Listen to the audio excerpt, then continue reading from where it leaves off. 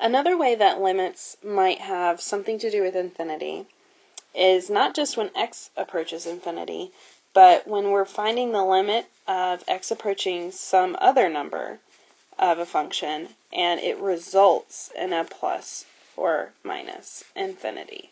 Or basically means that there isn't a limit, right? Because that means unbounded. Technically, that limit does not exist. So we have already worked with these graphically, and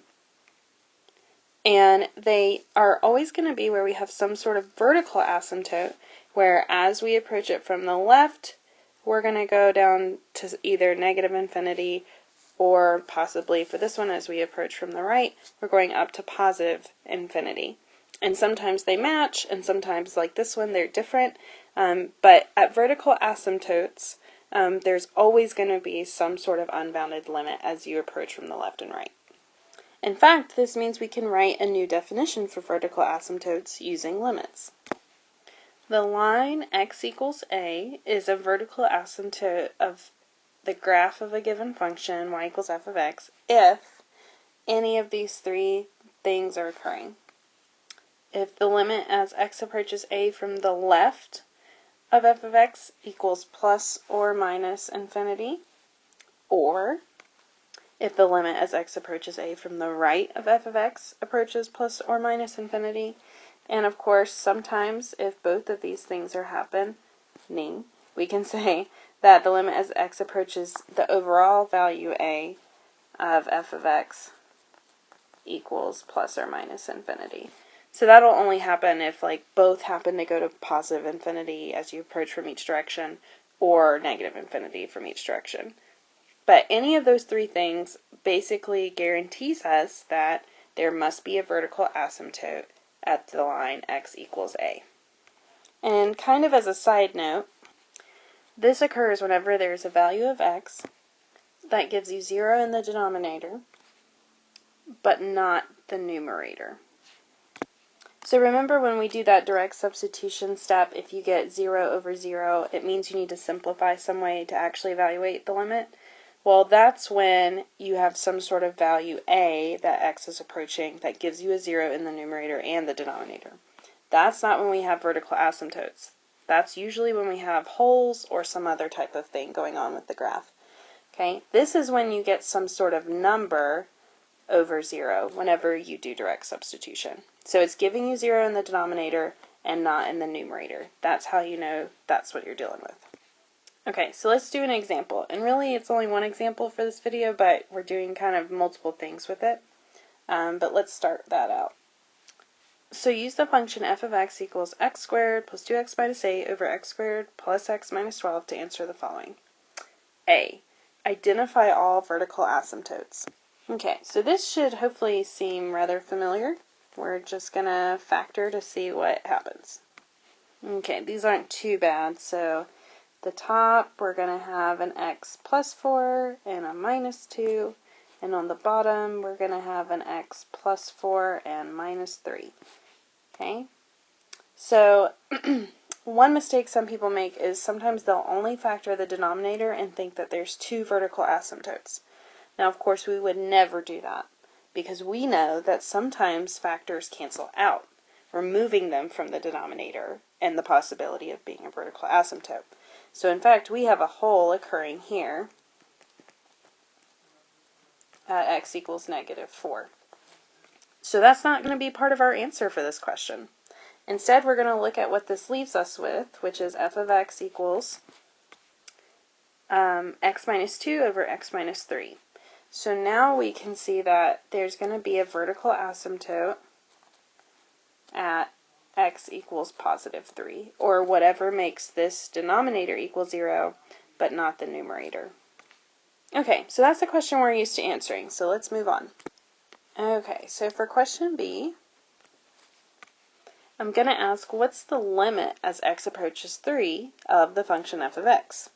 And hopefully you're well trained at this point to go for direct substitution first. And if we simplify this, it looks like it's going to give us a 7 over 0. And remember, that means that we now know that there's a vertical asymptote at this value that x is approaching because we're getting that number over 0 when we do direct substitution. So it's kind of a fun way to realize you have a vertical asymptote without necessarily having to factor. Now, to actually evaluate this limit, since we can't do direct substitution, we normally go to simplifying, which we already did, and it gave us this function here. So we can at least simplify it to the limit as x approaches 3 of x minus 2 over x minus 3. But obviously we know this is still not going to help us yet because direct substitution doesn't work when we have vertical asymptotes. So if we can't directly substitute even after simplifying, we're going to have to break it into two pieces. The limit as x approaches 3 from the left and the limit as x approaches 3 from the right. Okay, so if we're thinking about this graphically, we have some sort of function that has a vertical asymptote at 3, and had we followed through with the whole, it would have been at 4, 2, somewhere up here.